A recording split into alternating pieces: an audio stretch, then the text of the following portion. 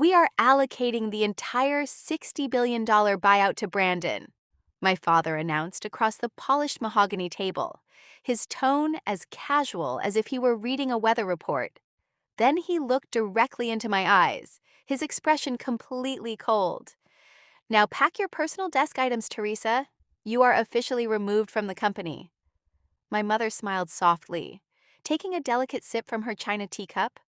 My older brother, Brandon, adjusted his custom diamond-encrusted cufflinks with a smug, satisfied smirk.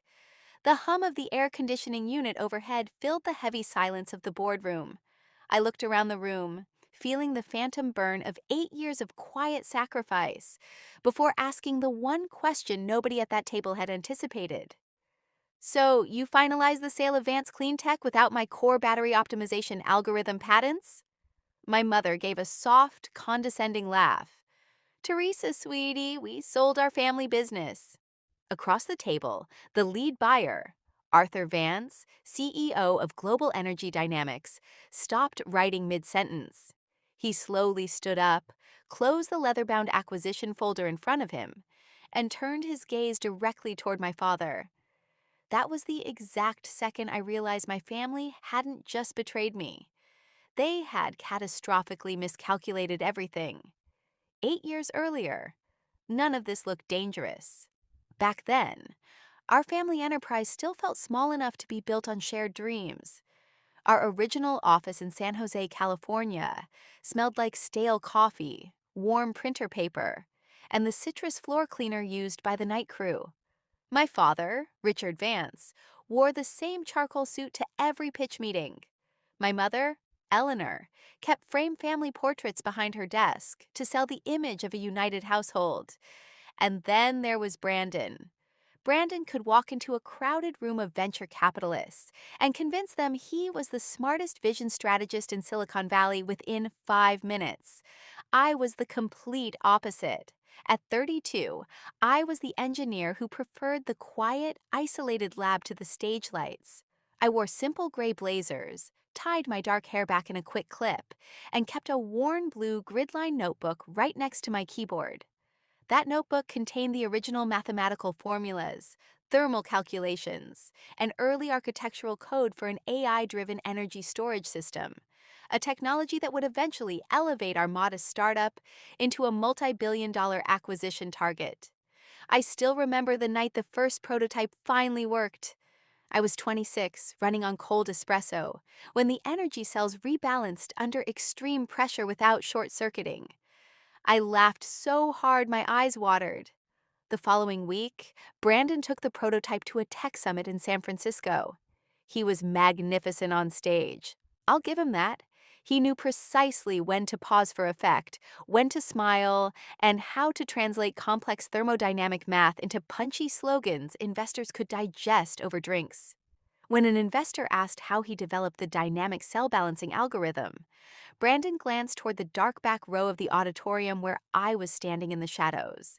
For a split second, I thought he would point to me and share the credit. He didn't. He just smiled, bowed his head modestly, and said, "It took years of my relentless vision." Afterward, Mom squeezed my arm and whispered, "Brandon needs the spotlight for marketing, honey. You know you hate all that public attention." I swallowed my pride and told myself she was right. That became the toxic rhythm of our family.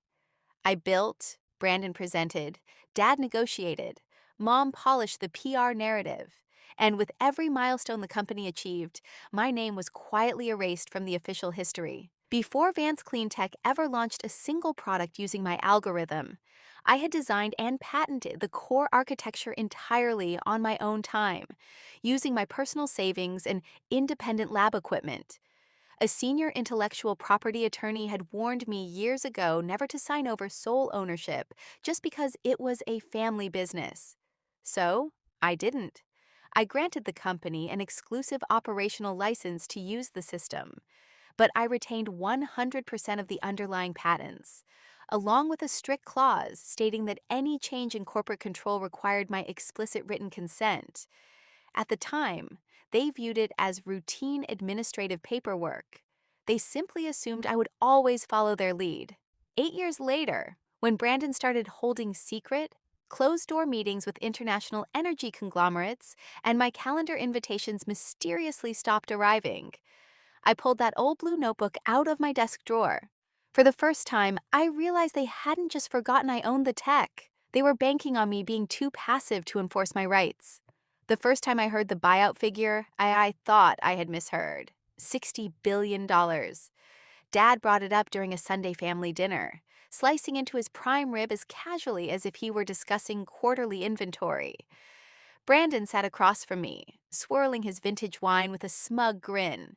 The acquisition team sees immense long-term value in my architecture, Brandon boasted. Over the next 3 weeks, the closed-door sessions doubled. Brandon was copied on every legal draft. I was completely erased.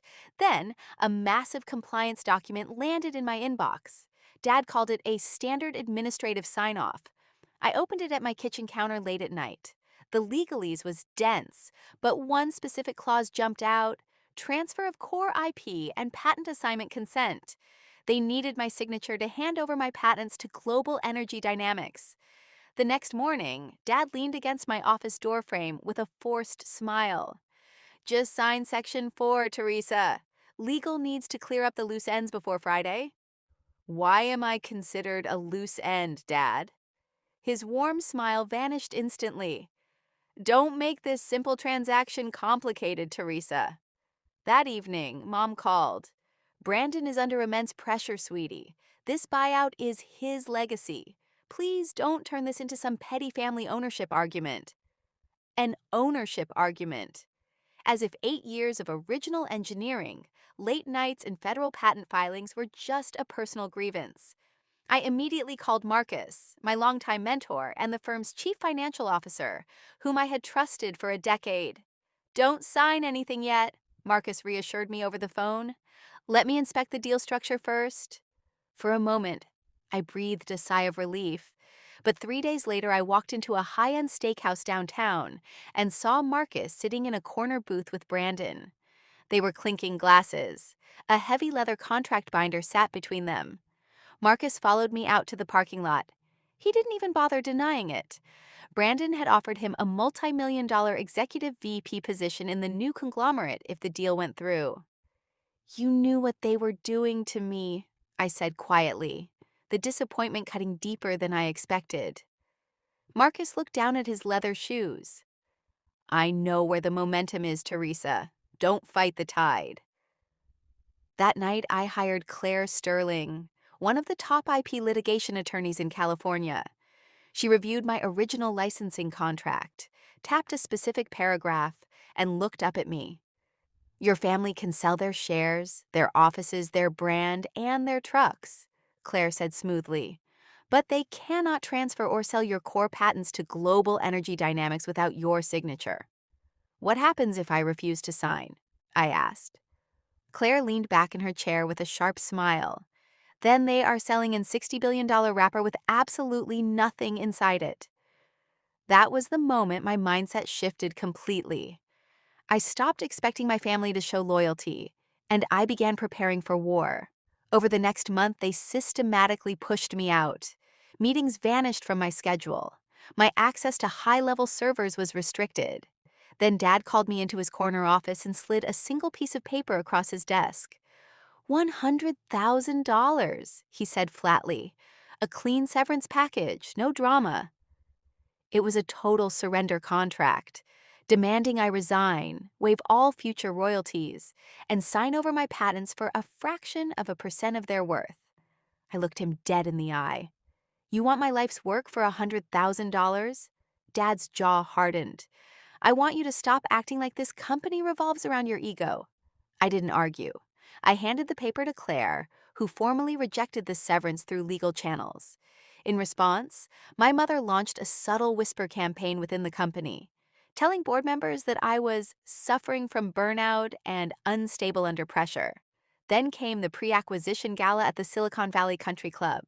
The ballroom glittered with crystal chandeliers and elite tech investors. Brandon was in his element, holding court near the stage, taking full credit for the AI algorithm while Mom beamed beside him. When an assistant brought over the technical presentation folders, Brandon noticed a tiny formatting error on the cover page and decided to make an example out of her in front of the room. If engineering can't even print a clean document, maybe we need to replace the entire back-end team, Brandon announced loudly with a dismissive chuckle. I stepped straight out of the crowd. That presentation came from my lab team, Brandon. If you have an issue with the engineering, speak to me. His smug smile vanished. You really can't stand letting anyone else have the spotlight for one night, can you? Before I could reply, he casually tipped his wineglass forward. The dark Cabernet spilled completely across the front of my white blazer, soaking through the fabric. The room went dead silent. Brandon widened his eyes in fake horror. Oh, Teresa, I am so sorry. My hand slipped. I looked at Dad. He stared down into his glass, ignoring it. I looked at Mom.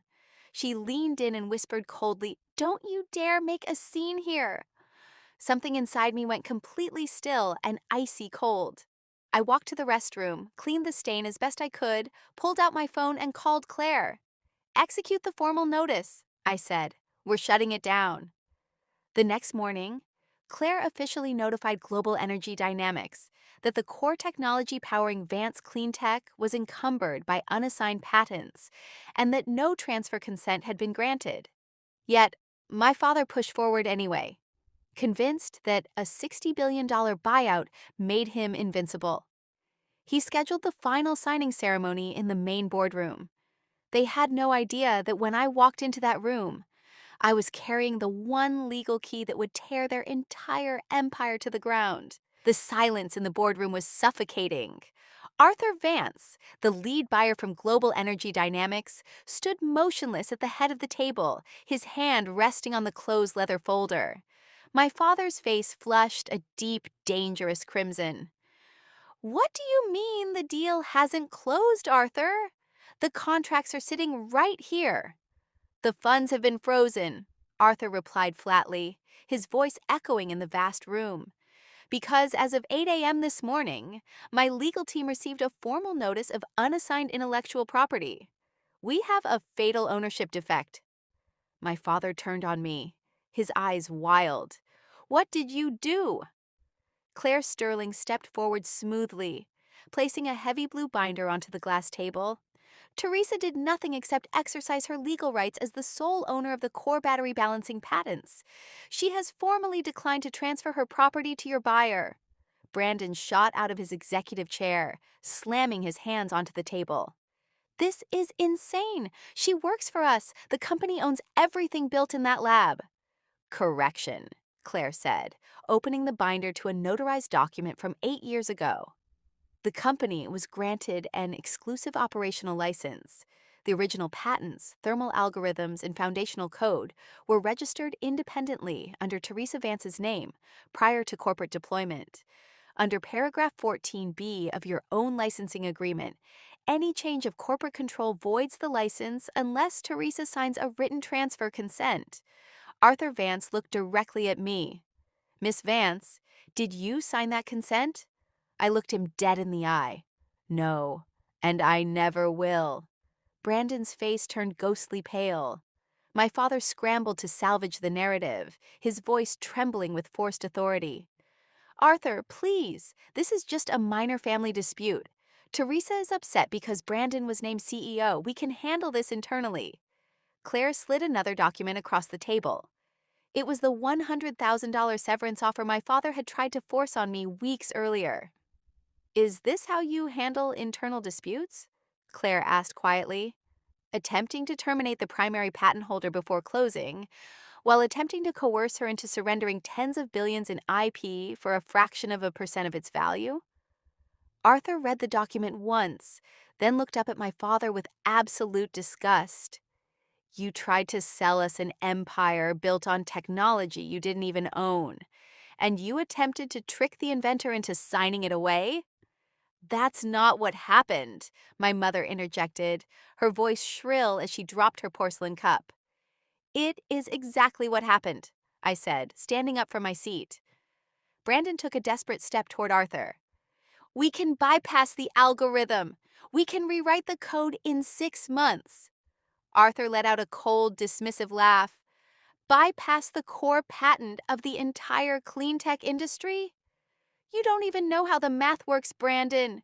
Your sister built this entire company while you stood on stages pretending it was yours. Arthur signaled to his legal team, who immediately packed up their laptops and folders. The acquisition of Vance Cleantech is officially terminated, Arthur declared. No funds will be wired. Global Energy Dynamics is walking away. Arthur, wait, my father begged, taking a step forward. It's $60 billion. It was $60 billion, Arthur corrected coldly as he walked out the door. Now it's just an empty building with expensive rent. Brandon collapsed back into his chair, staring blankly at the table as $60 billion evaporated into thin air. My father turned to me, his hands shaking with fury. You destroyed us. You destroyed your own family. I didn't destroy anything, Dad, I replied quietly, picking up my worn blue notebook from the table. I didn't steal your money. I didn't breach a single contract. I simply stopped letting you sell me along with the company. I walked out of the boardroom, leaving my family sitting in the silent ruins of their own greed. The aftermath didn't happen overnight, but the collapse was total.